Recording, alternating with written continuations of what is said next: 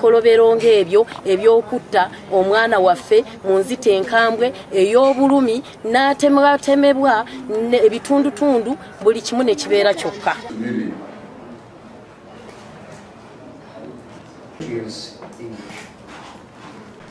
When you are here, Ronald Merada, 34, so I am a teacher by profession. It's a place called the Itaka Iboru village, Itaka Iboru parish, Useni sub-county, Jinja district. Is that a description of your place? You are charged with murder, according to section 171, and 172 of the Penal Code Act, Cap 128. Particular offense that you carried on between the years 2021 and 2024 at Kizungu Zone, in Jeru Municipality in the Wipe District. With the matter of thought, you unlawfully killed one Esther Merenge. That is the charge against you. You have understood? Yes, sir. I'm not going to ask you to plead because this is a case which is tried by the High Court. You are supposed to take plea before the High Court which has the powers to hear the case.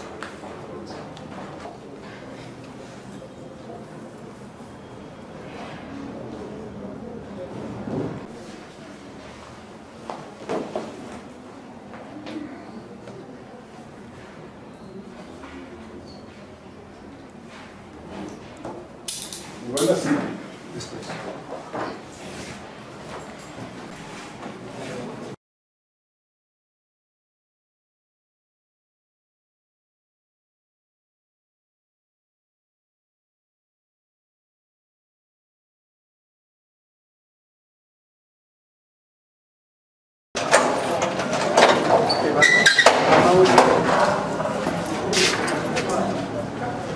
Baba, linda kwa linda.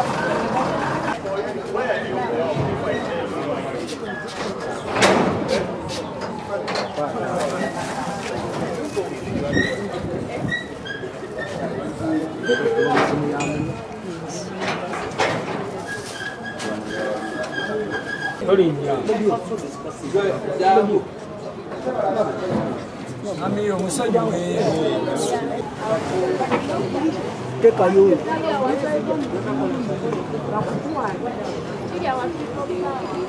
Nange ndi wa people power nyabo.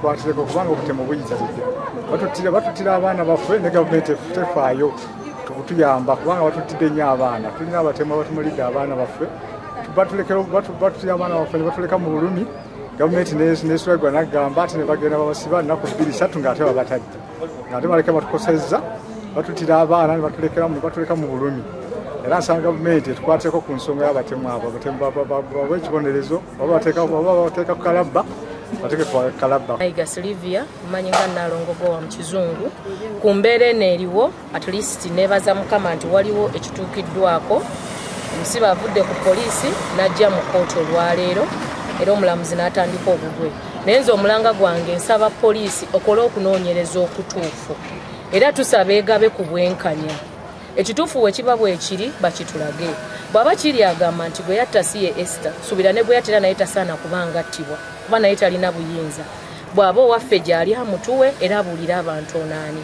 era bw'aba yeye tusaba amateeka galamule Esther abazze muzadde ffenna tuli muzadde so nkubiriza omulanga ebibiina byonna bannamateeka bonna ebiina ebirwanira eddembe ly'abakyala n'abaana muveeyo mujje mutuyambe Esther abadde muzadde alina abaana baalese ttayo. Nina 37 years nze mbadde nsaba gavumenti ennyambe enviireyo ku lwa muganda wange gwe baatemula kuba bandekedde abaana bangi abaana 6 balina okusoma nimulabirira famire yange so nsaba gavumenti abakulembeze bonna bekikwatako basobole okunviirayo abawulidde omulanga guno nsaba kunyamba gavumenti. Amanya gange nze Rose Mulemya ndiwo nga maama ow'omugenzi gavumenti ne bannamateeka abavunaanyizibwa ku nsonga zino. Mukyala wa Kiirya yaliwo ng'omujulizi wa Kiirya ajje avunaanyizibwe atubuulire bakikola batya.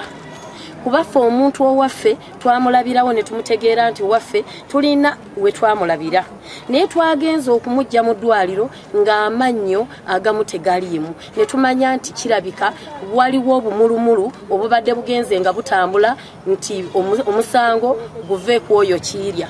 Kale nkuba omulanga ababadde bakikola mukikomye kuba leero kiri wange enkya kiri wammwe mwe abakikola nga mulya ebitasaanye kuliibwa.